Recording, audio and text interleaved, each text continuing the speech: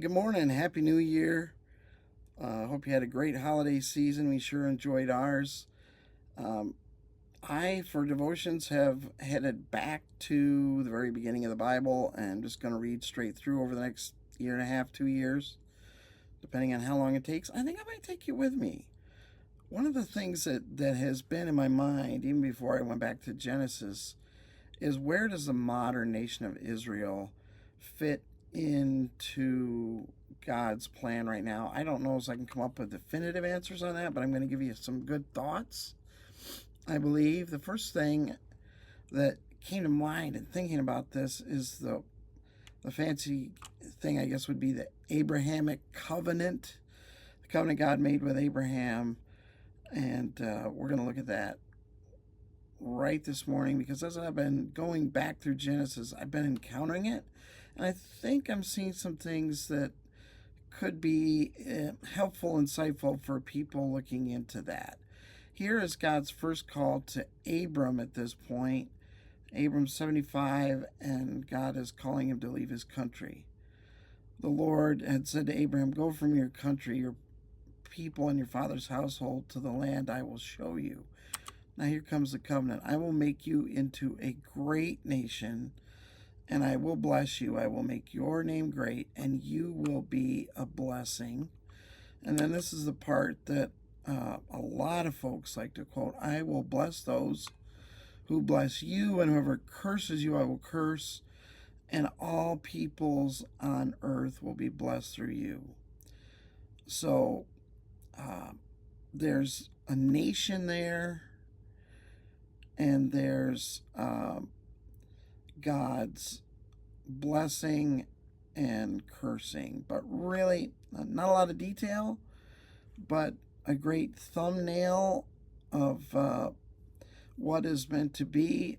It comes up again the very next chapter. Abram and Lot, his nephew who came with him, their flocks are getting so big that they've got to separate. And so they do, and after this decision point, God renews and restates what he said to Abram earlier. Look around from where you are to the north and south, to the east and west. All the land that you see I will give to you and your offspring forever. So really indeterminate boundaries, right? Wherever you can see, I'm going to give that land to you. And then verse 16, "I will make your offspring like the dust of the earth, so that if anyone could count the dust, then your offspring could be counted." So lots and lots of offspring. This is to a guy who has no kids, no sons, and it's a big act of faith.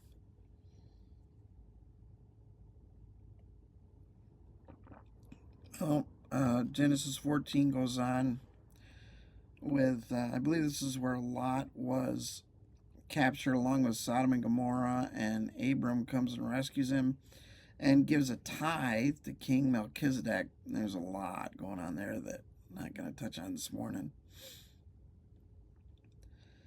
But then in chapter 15, on that day the Lord made a covenant with Abraham and said, so we're shifting from promise. This is the first time that covenant has come up with it, has come into the picture. On that day, the Lord made a covenant with Abram and said, to your descendants, I will give this land from the Wadi of Egypt to the great river, the Euphrates. And the next verse lists all the tribes that were living there in Abram's time. So we have the idea of not just a promise now, but a covenant coming into the picture. And we're starting to get boundaries. The Wadi Egypt in the south to the great Euphrates River in the north. The Med Sea forms the western boundary very naturally. And then, of course, like the Jordan River forms the eastern boundary. But those aren't mentioned here. Just the south boundary and the north boundary are mentioned at this point. next place we see it, it's really starting. This is where I started reading for my devotions this morning. Genesis 17, and I'd advise you to read the whole chapter. I just picked out these verses because they deal specifically with the idea of the covenant. When Abraham was 99 years old, the Lord appeared to him and said, I am the Lord God Almighty. Walk before me faithfully and be blameless. Then I will make my covenant between me and you and will greatly increase your numbers. Look at that, then. Okay, so now we're getting the other side, the Abraham side of the covenant. Walk before me faithfully and be blameless. That's your side. Then I will make my covenant between me and you and will greatly increase your numbers. Okay, so this promise has become a covenant, and this covenant is now only going to come into effect because Abraham is living right. And specifically, as for you, you must keep my covenant, you and your descendants after you, for the generations to come. So it's not going to be just based on what you do, Abraham, but it's also going to be how your descendants are living as well. So this promise has become a covenant. This covenant is starting to get expectations on the Abraham, the human side. This is my covenant with you and your descendants after you, the covenant you are to keep. Every male among you shall be circumcised. So that's part of what I read today. I'm like, oh, we're getting some additions to this promise here. Things are starting to get spelled out, not just geographically, right? Not just north and south boundaries, but also right and wrong boundaries. And the very next chapter that really comes into play. 3 men have come to visit Abraham and Sarah and said, next year, this baby's going to be born. You're going to name him Isaac. And then Abraham and the Lord have a chat after they've had a meal.